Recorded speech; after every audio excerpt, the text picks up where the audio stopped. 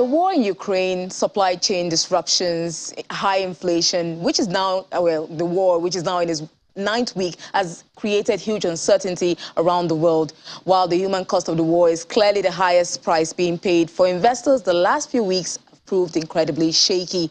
With me for this conversation is investment research analyst, Mr. Ayodeji Ajilore. Good to have you, Mr. Ajilore. It's a pleasure. It's a pleasure. So, Mr. Ajilore, we've seen what is happening right now, global unrest, global tensions here and there, geopolitical tensions, especially in Ukraine, Russia, and it's affecting, trickling down to other parts of the world. We have high energy prices, we have food inflation in different aspects of, the economy.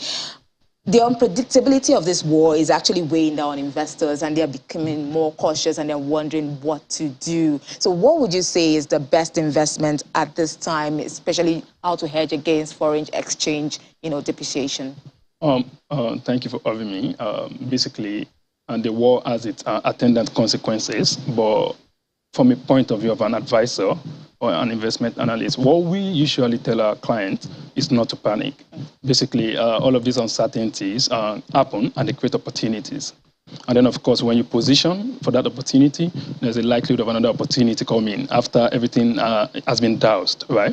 So basically, in this case, if you look at it closely, to hedge foreign exchange concern, especially for investors within the Nigerian capital market, we have some asset classes that are actually very, very, that are in place, particularly for this kind of instances. I mean, we have the Eurobond, for instance, and then, of course, for people who may not be able to do the Eurobond, there are Eurobond mutual funds all around for them to buy into. So if you ask me, that's one angle to look at it. And then, of course, when exchange rate moves against investors, right, it probably means they have lost value or they are going to lose value, right? And in that sense, if you can have an idea or perhaps, let me say, a grasp of the kind of loss you're going to incur, then you are in a better position also to still buy some Naira asset to hedge against such concern. I mean, it is outrightly known to every one of us now that aside the inflationary concern is the concern of exchange rate, like you mentioned. And then, of course, for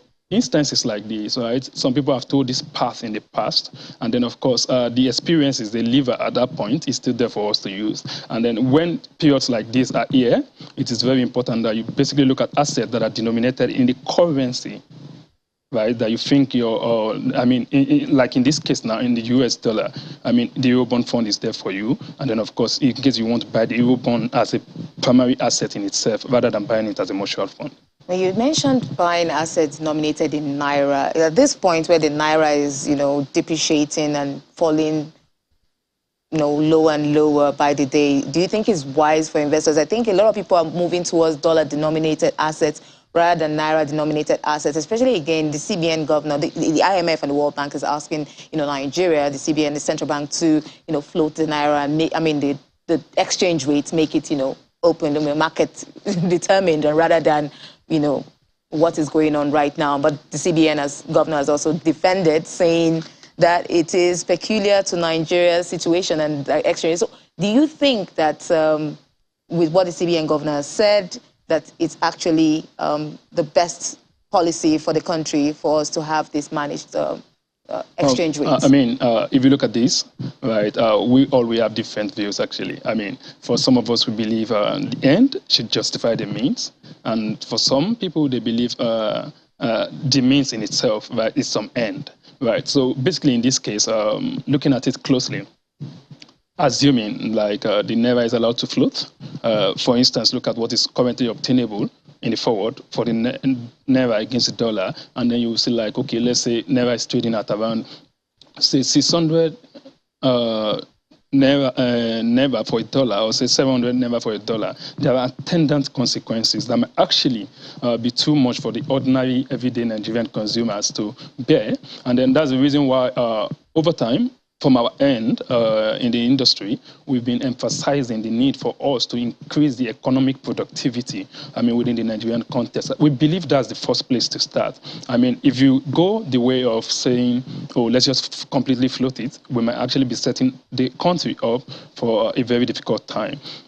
And then looking at where the CBN is coming from, like you mentioned, the point is, the concept of actually managing it currently is not only derived in Nigeria. We've seen it in other clients, but of course, it will seem as if we are a little bit more aggressive with the way we defend it ours. And then, of course, the fact that we are also not necessarily earning foreign exchange proceed as we should, owing to some peculiarities of our economy. Export has not really been lifted over time. And then the crude oil, that seemed to be a way for us to generate proceed, has actually it's actually being encumbered as we speak. I mean, speaking of the recent vandalism reported within that space, among other concerns. I mean, there are a lot of things to touch on, particularly about that. But the point is, the people who are close to the data in terms of managing the economy might be in the best place, really, to make decisions like this. Okay, some commodities have soared, during this period, especially with the war. We've seen oil prices rising really well. We've seen other commodities like gold, and people are, actually thinking of food commodities now. Now we see Indonesia placing a ban on exports of palm oil. That's the world's largest producer of oil palm.